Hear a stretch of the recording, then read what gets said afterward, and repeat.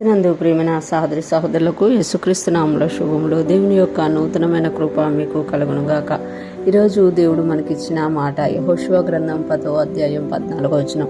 యెహోవా ఒక నరుని మనవి వినిన ఆ దినము వంటి దినము దానికి ముందే గాని దానికి తరువాతనే గాని ఉండలేదు. నాడు యెహోవా ఇశ్రాయేలీల పక్షముగా యుద్ధము చేసెను. ఈ మాటలు యెహోషువ గ్రంథంలో చూస్తున్నాము. ఈ మాట మనకు అందరికీ తెలిసింది. ఎప్పుడైతే యెహోషువ యుద్ధం చేయడానికి వెళ్ళారో ఆ యుద్ధము చివరిలోకి వచ్చేసరికి సూర్యాస్తమయం అవుతుండగా యెహోషువ ప్రార్థన చేసినప్పుడు సూర్యుడు చంద్రుడు ఆగినట్టుగా మనం చూడగలమన్నమాట. ఒక రోజంతా సూర్యుడు చంద్రుడు కదలకుండా అలాగే ఉన్నట్టు యుద్ధం జరిగి యుద్ధంలో విజయం పొందుకున్నట్టు మనం చూడగలం. అందుకే ఇక్కడ ఈ మాట రాయబడుతుందన్నమాట. యెహోవా ఒక నరును మనం వినిన ఆ దినము వంటి దినము దానికి ముందే కానీ దానికి తర్వాతనే కానీ ఉండలేదు. అంటే యెహోవా ప్రతి ఒక్క నరును మనవి ఆలకించారు. కానీ ఇప్పుడు యెహోషువ ప్రార్థన చేసినప్పుడు సూర్యచంద్రుడు ఆగిపోయారు. అంటే సృష్టి ఆగిపోయిందనమాట.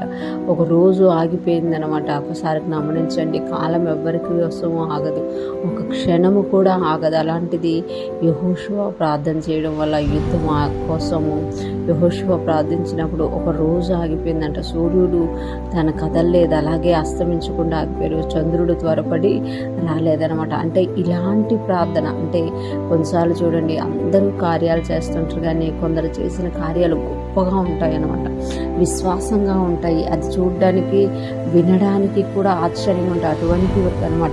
అందుకే యెహోవా మొరల ఆలకించువాడే. కానీ యెహోషువ చేసిన ప్రార్థన లాంటి మొర ఆలకించడం అదే ఫస్ట్ అండ్ అదే లాస్ట్ అని ఇక్కడ చెప్తున్నాను. ఆ దినము వంటి దినము దానికి ముందే కానీ దానికి తరువాతనే కానీ ఉండలేదు. అంటే అటువంటి ప్రార్థన, అటువంటి దినము, ఒక దినమంతా ఆగిపోయింది అని అంటే అంత ప్రార్థన ఆలకించింది అంతకు ముందు కానీ ఆ తర్వాత కానీ లేదు అని ఇక్కడ తెలియజేస్తున్నారు. నాడు యెహోవా ఇశ్రాయేలుకి పక్షముగా యుద్ధం చేశాను. ఆ రోజు దేవుడు అంట ఇశ్రాయేల్ పక్షమున యుద్ధం చేశాను అని ఇక్కడ మనకి తెలియచేయబడుతుందన్నమాట. అంటే దేవుడు యుద్ధం చేసేటట్టుగా యెహోషువ ప్రార్థన చేశారు.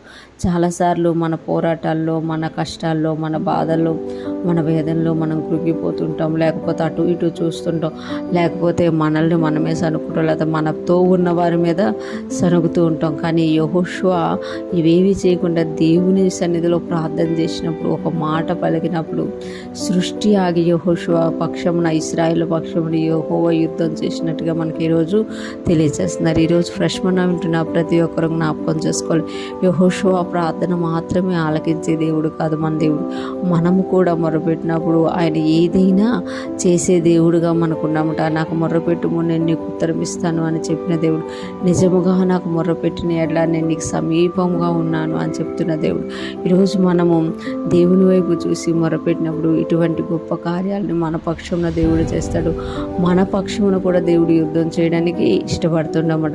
ఈరోజు ఫ్రెష్ మన్నా వింటున్న ప్రతి ఒక్కరం కూడా మన పరిస్థితులను బట్టి ఎవరినో నిందించే వారంగా, మనల్ని మనము నిందించుకునే వారంగా, మన పరిస్థితులను నిందించే వారంగా కాక ఆ పరిస్థితిని తీసుకెళ్ళి దాన్ని మార్చమని దేవుని పైన అనుకున్నప్పుడు దేవుడు మన పక్షమున యుద్ధం చేసి మనకు గొప్ప విజయాన్ని ఇచ్చి, మన పరిస్థితుల్లో గొప్ప మార్పునిచ్చి అందరి ఎదుట సాక్షులుగా పెడతారు. అటువంటి గొప్ప కృప మనకి కలుగునుగాక. మన ప్రార్థనా జీవితంలో ఒక మార్పు కనబడునుగాక.